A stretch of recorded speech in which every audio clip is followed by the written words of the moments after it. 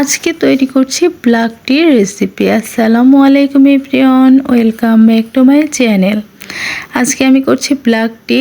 এই ব্ল্যাক টি তৈরি করার জন্য আমি এখানে 2 প্যাকেট ব্ল্যাক টি নিয়ে নিয়েছি। এখন আমি একটা পাতিল নিয়ে নিয়েছি আর পাতিলের মধ্যে দিয়ে দিব এখানে 3 কাপ পরিমাণে পানি। আমি যে কাপে ঢেলে নিব চাটা হওয়ার পরে সেই কাপ মেপে মেপে কিন্তু এখানে পানিটা নিয়েছি। 3 কাপ পানি নিয়েছি আর এখন আমি ব্ল্যাক টিটা কেটে নিব। আর ব্ল্যাক টিটা দেখতে কেমন সেটাও কিন্তু দেখাবো। সবাই কিন্তু আমরা ব্ল্যাক টিটা চিনি না বা সবাই কিন্তু এটা দেখিনি। ইনফ্যাক্ট আমিও কিন্তু খুব একটা যে এটা দেখেছিলাম তা নয়।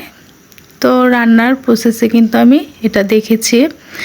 এখন আমি আপনাদের দেখাচ্ছি ব্ল্যাক টিটা কিন্তু এরকম হয় সাধারণ ট্রির থেকে এরকম। আর যখন আপনারা এটা জাল করবেন তখন কিন্তু এই পাতাগুলো খুলে যাবে। এখন আমি ব্ল্যাক টিগুলো দিয়ে দিব পাতিলের মধ্যে। আমি দেখানোর জন্য পাতিলটা কিন্তু সরিয়ে রেখেছিলাম।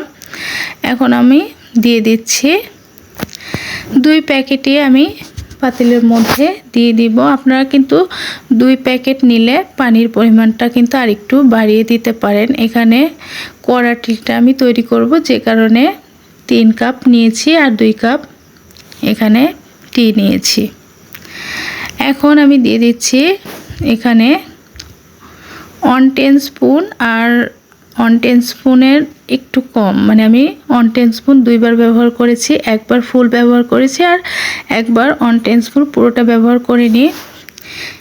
ঠিক এমনটাই চিনি দিয়েছি আমি। আপনারা কিন্তু চিনির পরিমাণটা চাইলে বাড়িয়ে দিতে পারেন। এখানে আমি চিনিটা একটু কম রেখেছি। এখন আমি জাল করে নিব। চিনিটা দেওয়ার পরে আমি চুলায় পাতিলটা দিয়ে জালে বসিয়ে দিয়েছি। আর এখন দেখতে পাচ্ছেন ধীরে ধীরে কিন্তু চায়ের কালারটা চেঞ্জ হয়ে আসছে। তো এখন কিন্তু ধীরে ধীরে দেখতে পাবেন যে পাতাগুলো কিন্তু খুলে যাচ্ছে।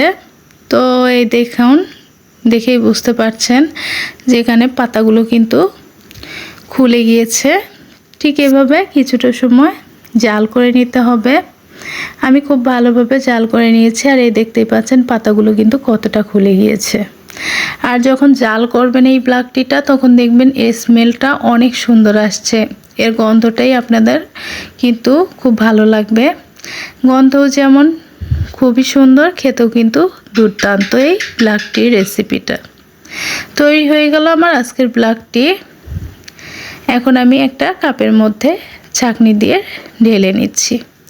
তো আজকের রেসিপিটা কেমন লাগলো অবশ্যই কিন্তু আমাকে জানাতে ভুলবেন না। ভালো লাগলে পরিবারের সঙ্গে শেয়ার করতে পারেন যারা চা লাভার আছেন। তো বন্ধুরা, আজকের মতো আপনাদের কাছ থেকে বিদায় নিয়ে নিব। সকলে ভালো থাকবেন, সুস্থ থাকবেন এই কামনা করে আজকের মতো বিদায় নিয়ে নিচ্ছি। আল্লাহ হাফেজ।